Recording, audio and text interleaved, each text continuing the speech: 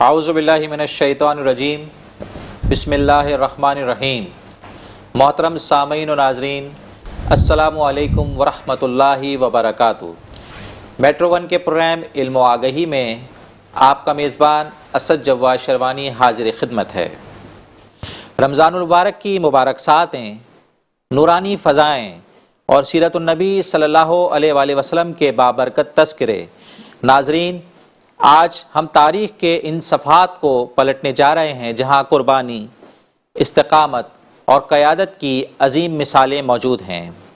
آپ دیکھ رہے ہیں وائس آف پرائیویٹ اسکول ایسوسی ایشن اور الصفہ اکیڈمی گروپ آف اسکولز کے زیر اہتمام ہونے والا سیرت النبی صلی اللہ علیہ وآلہ وسلم کوئز مقابلہ۔ آج الصفہ اکیڈمی کے 2 کیمپسز کے ذہین طلباء و طالبات اس مقابلے میں حصہ لیں گے، اور آج کا موضوع ہے آزمائشوں کا دور اور دفاعی جنگیں 3 سے 5 ہجری تک۔ یہ وہ دور تھا جب اسلام کو ہر طرف سے آزمائشوں نے گھیر رکھا تھا۔ قریش کی جارحیت، منافقین کی سازشیں اور یہودی قبائل کی بدعہدیاں سب مل کر مدینہ کی نوزائیدہ اسلامی ریاست کو کمزور کرنا چاہتے تھے، مگر قیادت اگر رحمت للعالمین صلی اللہ علیہ وآلہ وسلم کی ہو اور جانثار اگر اصحاب بدر و احد جیسے ہوں تو آزمائشیں بھی کامیابی کی راہ ہموار کر دیتی ہیں۔ ناظرین، جب ہم غزوہ احد کی طرف نظر ڈالتے ہیں تو یہ محض ایک جنگ نہیں بلکہ قیادت، حکمت عملی اور قربانی استقامت کی ایک ایسا عملی نمونہ ہے جسے رہتی دنیا تک فراموش نہیں کیا جا سکتا۔ احد کے میدان میں نبی کریم صلی اللہ علیہ وآلہ وسلم نے تیر اندازوں کو ایک مخصوص مقام پر تعینات کر کے یہ اصول واضح کر دیا کہ قیادت کی ہدایت پر سختی سے کتنا عمل کرنا ضروری ہے۔ ابتدا میں مسلمانوں نے شاندار کامیابی حاصل کی، لیکن جیسے ہی تیر اندازوں کی ایک جماعت نے اپنی جگہ چھوڑی، دشمن نے اس موقع سے فائدہ اٹھایا اور جنگ کا پانسا پلٹ دیا۔ یہی وہ جنگ تھی جس میں سید الشہداء سیدنا امیر حمزہ رضی اللہ تعالی عنہ جیسی جری اور بے مثال شخصیت نے جام شہادت نوش کیا۔ ان کی شہادت اسلامی تاریخ کا ایک ایسا دلسوز لمحہ ہے جو ہمیں بتاتا ہے کہ قربانی کے بغیر کوئی بھی مشن کامیاب نہیں ہو سکتا۔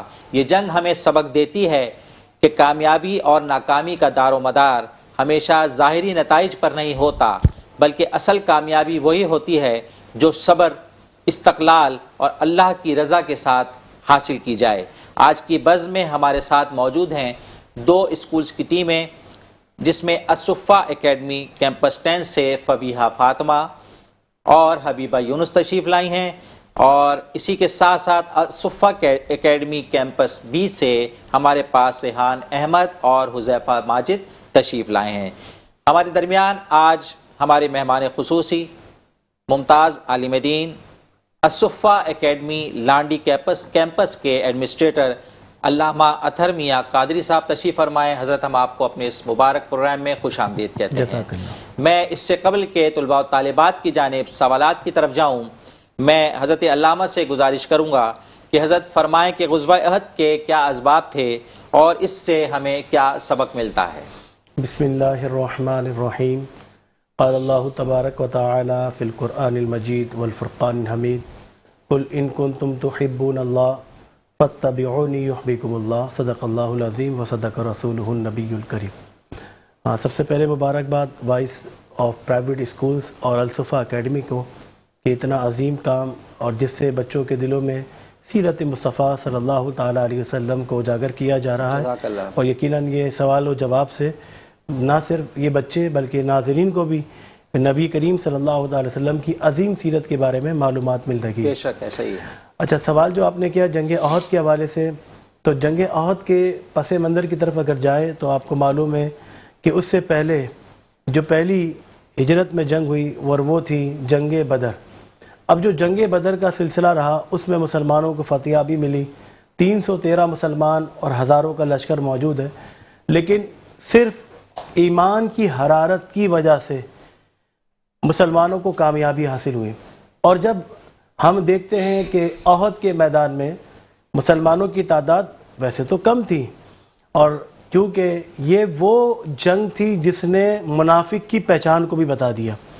اور یہ یاد رکھیے گا، کھرا اور کھوٹے کا کب پتہ چلتا ہے؟ جب انسان مصیبت میں آ جاتا ہے تو معلوم چل جاتا ہے. پھر ہوا یہی کہ جب اللہ کے رسول قافلہ لے کر نکلے تو 1000 لوگ ساتھ میں تھے، لیکن عبداللہ بن ابی جو کہ منافقوں کا سردار تھا، اس نے 300 بندے اپنے الگ کر لیے، اپنے قافلے سے الگ کر لیے. یہ یقیناً ایک دھچکا تھا، لیکن اس کے باوجود ایمان والے وہ ہیں جو اللہ اور اس کی رسول کی رضا میں راضی ہیں. اور یقیناً یہ صحابہ کرام علیہم رضوان نے میدان احد ہو، میدان بدر ہو یا غزوات دیگر ہوں، اس میں ثابت قدمی رہ کر بتا دیا کہ ایمان کے ساتھ. اور ہمارے ہاں دنیا کے اندر تو جنگ اس لیے لڑی جاتی ہے کہ مال حاصل کیا جائے یا پھر کسی ارض پر، کسی زمین پر قبضہ کیا جائے، لیکن اسلام کا مقصد کچھ اور ہوتا ہے. اور اسلام بتاتا ہے کہ اپنے دفاع کے لیے اور علی کلمت اللہ، اللہ کے کلمے کو بلند کرنے کے لیے یہ جہاد کیا جاتا ہے. اور پھر یہاں پر خاص طور پر اس چیز کو سمجھ لینا چاہیے کہ ہمارے ہاں بہت سارے لوگ اس بات کو پروموٹ کرتے ہیں کہ اسلام جو ہے وہ تلواروں سے پھیلا ہے. یہ یاد رکھیے گا، تلواروں سے اسلام نہیں پھیلا ہے، بلکہ مصطفیٰ کریم صلی اللہ علیہ وسلم کے کردار، آپ کی سیرت مبارکہ سے، اور آپ کے کردار کو دیکھ کر لوگ مسلمان ہوئے، آپ کے چہرہ مبارکہ کو دیکھ کر لوگ مسلمان ہوئے. اور نبی کریم رؤوف رحیم صلی اللہ تعالی علیہ وسلم سے محبت کا اس قدر عالم ہو گیا کہ حضور کی بارگاہ میں صحابہ اس طرح عرض کر رہے ہیں، ہم اور آپ حضور کی بارگاہ میں نظر کیا پیش کریں؟ نذرانے کے طور پر حضور کی بارگاہ میں درود و سلام پیش کرتے ہیں. نذرانے کے طور پر حضور کریم صلی اللہ علیہ وسلم کی بارگاہ میں پہنچ جاتے ہیں اور وہاں سلام عرض کر دیتے ہیں. لیکن صحابہ کرام علیہ رضوان نے حضور کی بارگاہ میں نذرانے کے طور پر کیا پیش کیا؟ وہ حضور سے عرض کرتے، یا رسول اللہ آپ میدان میں جانے کی اجازت دیجئے. اور نبی کریم صلی اللہ علیہ وسلم سے عرض کرتے، یا رسول اللہ ہم وہاں جائیں گے تو وہاں جا کر آپ کی شان، آپ کی عظمت، آپ کی رفعت، آپ کی ناموس، آپ کی رسالت، آپ کے ختم نبوت کو بیان کریں گے. اور نذرانے کے طور پر آپ کی بارگاہ میں عتبہ، شیبہ، ابو جہل کے سروں کو لے کر آ جائیں گے. اور پھر یہاں تک کہ صحابہ کرام یہاں پہ بات ختم نہیں کرتے کہ ان کے سروں کو لے کر آ جائیں گے نذرانے کے طور پر، بلکہ یا رسول اللہ دین کے خاطر، آپ کی ناموس کے خاطر، جہاد کے خاطر اور آپ کے عشق اور محبت کے خاطر ہم اپنی جانوں کا نذرانہ بھی پیش کر دیں گے. خود رسول اللہ نے فرمایا، لا یؤمن احدکم حتی اکون احب الیہ من والدہ وولدہ والناس اجمعین، او کما قال علیہ الصلوۃ والسلام، کہ تم میں سے کوئی شخص اس وقت تک کامل مومن نہیں ہو سکتا جب تک رسول اللہ صلی اللہ تعالی علیہ وسلم کی محبت ماں باپ، بھائی بہن، اولاد اور مال و دولت سے زیادہ نہ ہو جائے. اور خدا کی قسم یہی ہے کہ جس کے دل میں مصطفیٰ کریم کی محبت گھر کر جاتی ہے، جنت اس کا ٹھکانہ بن جاتا ہے. خوبصورت الفاظ آپ نے ادا فرمائے اور محبت کا ایک بہترین آپ نے جذبہ بیان فرمایا. اب ہم چلتے ہیں ناظرین اپنے سوالات کی جانب. سوالات سے قبل میں آپ کو فارمیٹ کی طرف لے کے چلتا ہوں. ہمارے 3 راؤنڈز ہوں گے. پہلے راؤنڈ میں آپ سے 3 سوال کیے جائیں گے. دوسرے راؤنڈ میں آپ سے ہر طالب علم سے انفرادی طور پر سوالات کیے جائیں گے. اس میں آپ مشاورت نہیں کر سکیں گے. غلط جواب دینے کی صورت میں آپ کے نمبر مائنس کی طرف چلے جائیں گے. اور تیسرا راؤنڈ جو ہمارا ہوگا اس میں بھی آپ سے انفرادی طور پر 2 سوالات پوچھے جائیں گے. صرف آپ کو یس اور نو، ہاں یا نا کا جواب دینا ہوگا. اگر آپ غلط جواب دیں گے تو آپ کے نمبر مائنس کی طرف چلے جائیں گے. تو اب ہم چلتے ہیں اپنے سوالات کی جانب. آج یقیناً مجھے لگ رہا ہے کہ ہمارے بچے بھرپور تیاری کے ساتھ میدان میں موجود ہیں. تو سب سے پہلے ہم چلتے ہیں پہلے راؤنڈ کی طرف.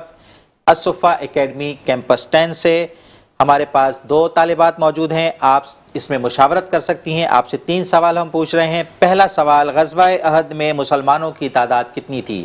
700. جواب بالکل صحیح ہے آپ کا، 700. دوسرا میرا آپ سے سوال ہے، غزوہ احد میں کون سے مشہور صحابی پر کفار نے بدترین ظلم کیا؟ حضرت حمزہ بن عبد المطلب. جواب بالکل درست آپ کا. تیسرا میرا آپ سے سوال ہے، غزوہ احد میں کس صحابی نے حضور صلی اللہ علیہ وآلہ وسلم کے زخمی ہونے کی خبر سن کر کفار سے جنگ کی اور شہید ہو گئے؟ حضرت حنظلہ بن ابی عامر. جواب بالکل درست ہے آپ کا. الصفا اکیڈمی کیمپس 10 آپ کا پہلا راؤنڈ مکمل ہوا. اب ہم چلتے ہیں الصفا اکیڈمی کیمپس بی سے پہلے راؤنڈ کی جانب. غزوہ احد میں کس صحابی نے حضور صلی اللہ علیہ وآلہ وسلم کی حفاظت کے لیے اپنی پیٹھ کو ڈھال بنایا؟ حضرت طلحہ رضی اللہ تعالیٰ عنہ. جواب بالکل درست ہے آپ کا. دوسرا میرا آپ سے سوال ہے سریہ رجی کے کس مقام کے قریب پیش آیا؟ مدینے کے اسفان اور مکے کے قریب. آپ نہیں بولیں گے بیٹا, نہیں آپ نہیں بولیں گے, سوری. بالکل اس میں آپ جواب دے سکتے ہیں مشاورت کے ساتھ, بالکل آپ کا جواب درست ہے. آپ سے میرا تیسرا سوال ہے غزوہ احد میں کس صحابی نے حضور صلی اللہ علیہ وآلہ وسلم کا دفاع کیا؟ حضرت ابو دجانہ رضی اللہ. بالکل جواب درست ہے آپ کا. آپ سے پہلا راؤنڈ مکمل ہوا. اب ہم چلتے ہیں اپنے دوسرے راؤنڈ کی جانب. کیمپس 10 سے انفرادی طور پہ سوال ہوں گے. فبیہا میرا آپ سے پہلا سوال ہے قرآن مجید کی کون سی آیت غزوہ احد کے واقعات پر نازل سورہ ہوئی؟ آل عمران کی آیت نمبر 139 اور 140. ویری گڈ, اب آپ بالکل درست ہے آپ کا. دوسرا میرا آپ سے سوال ہے رسول اللہ صلی اللہ علیہ وآلہ وسلم نے احد پہاڑ کے متعلق کیا فرمایا؟ احد ہم سے محبت کرتا ہے اور ہم احد سے محبت کرتے ہیں. جواب بالکل صحیح ہے آپ کا. اب ہم چلتے ہیں حبیبہ آپ کے پاس. حبیبہ یہ بتائیے گا غزوہ احد کے بعد کون سا قبیلہ مسلمانوں پر حملہ آور ہوا؟ بنو اسد. بالکل درست جواب آپ کا, بنو اسد. دوسرا میرا آپ سے سوال ہے سریہ رجی کس سن ہجری میں پیش آیا؟ سن 4 ہجری میں. جواب بالکل درست ہے آپ کا. اب آپ سے ہمارے سوالات مکمل ہوئے. ہم چلتے ہیں کیمپس بی کی جانب. کیمپس بی کے ریحان میرا آپ سے پہلا سوال ہے غزوہ احد میں کس صحابی نے حضور صلی اللہ علیہ وآلہ وسلم کے چہرے سے خون صاف کیا؟ حضرت مالک بن سنان رضی جواب درست ہے آپ کا, حضرت مالک بن سنان رضی اللہ تعالی عنہ. غزوہ احد میں مسلمانوں کے تیر اندازوں کو کس پہاڑی پر مقرر کیا گیا تھا؟ جبل رمات. بالکل درست جواب آپ کا, جبل رمات. اب ہم چلتے ہیں جناب حذیفہ کی جانب. حذیفہ آپ بتائیے گا پہلا آپ سے سوال حضرت حمزہ رضی اللہ تعالی عنہ کو کس غزوہ میں شہید کیا گیا؟ غزوہ احد میں. جواب درست ہے آپ کا.